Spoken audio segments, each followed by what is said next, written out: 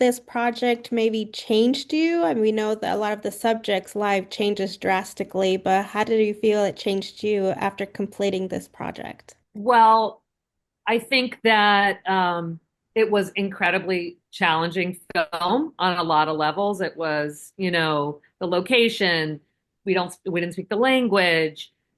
We were dealing with 20-year-olds that are very, very used to taking charge of their own image and have been on social media their whole life. So there was just a checklist of hard things. And I think for me, the big takeaway was that you can still, as an adult, keep trying to do hard things. And it feels incredibly rewarding to show up, do something hard. It came out whatever way it came out, but you did it. And I think that's what the kids, their entire experience there for 9 months is just to remind themselves, I can do a hard thing. And it's neither here nor there. No one will ever know about it. In this case, they will because if no one will know about it. And we had that same experience, and it sticks with you. It lifts you up and it stiffens your spine and makes you feel, brave. Yeah, I agree. I feel like there's no movie I can't make now. That's my short version of that. I feel like Hedge is the one that gives us so much of the example of that, right? From the beginning. She wants to take like 7 mascaras, with her in her bag. And at the end, it's like she's the one that shocks me so much. At the Hege, end. yes, Hege. Her name's Hege, Oh, and Hagen said, thank she, you for the of pronunciation. course, no problem. They're hard names to learn.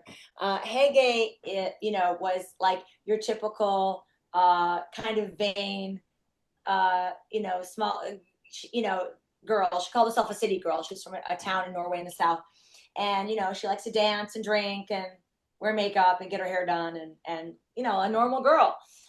So we were also pretty surprised. She almost didn't come. She was the one that I thought might not show up at the school at the last minute. She was extremely nervous about coming, and she did, and she triumphed, and she actually took to it so quickly that I feel like there was this, tough avenue to break out from, and we watched it happen. Within a few months, she was like holding an axe like a pro, and just came in right so comfortable with the dogs. So yeah, she was really also a surprise for us, and I think she surprised herself a little bit as well. Yes, that ending of hers was the most shocking one. I was like, wow, that's unbelievable. We were very proud of her.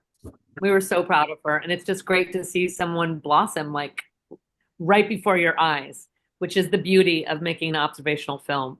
And you see those moments in life where someone just realizes something about themselves and you see their brain activate. And we got to see that with another human being, and it's very gratifying. It's always exciting to see someone defy expectations and also reject conventions.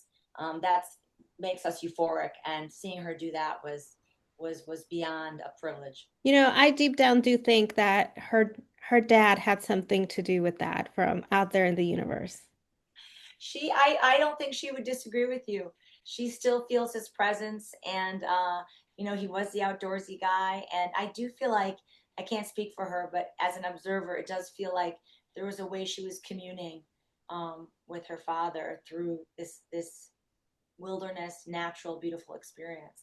So I'm glad you feel that way. I do too. Romaine's another one. I mean, I was very surprised to come back. I mean, he had gone home to comfort zone, and then what he says that when he was there and seeing the way people live and their hectic lives and trying to impress, and then he was like, I don't want to be a part of this. Yeah, I mean, he was gone for a few weeks and we were obviously really nervous for a couple of reasons. One, because we're making a film about him and he was leaving, but also because we were rooting for him so much.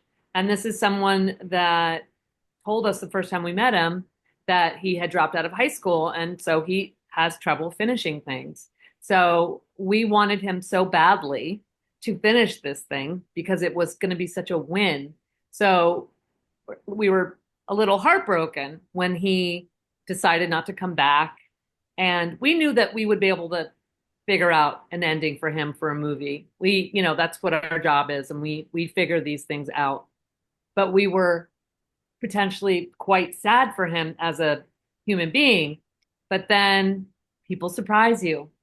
That is the beauty of these films also. They wouldn't be as good or as interesting to make or watch if people didn't surprise you. So he surprised us, and he realized that he was closer to himself, that he had more in common with his environment in the woods, trying hard things than he was to these other people living ordinary lives, which is an amazing realization and observation. I feel like he's the perfect example of how our brain sometimes is our worst enemy.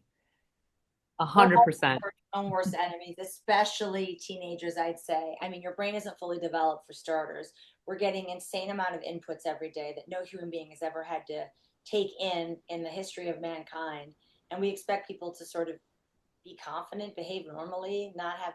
I mean, I think the level of neurosis across humankind, I can't prove it, but I think it's really, I think it's really skyrocketed over the last 5 years at least. So I don't think it's any surprise. I also feel like Gen Z gets kind of a like they get sort of raked through their coals a little bit for I don't know not being tough enough or being picky or how much they're into social media and not socializing enough. I think we give them a really hard time, but I think it's very easy to forget that these are COVID kids and they weren't raised the way we were. They didn't have all the advantages that we've had socially. Like they live in community and to um, think about the collective and take care of dogs and get out of your head.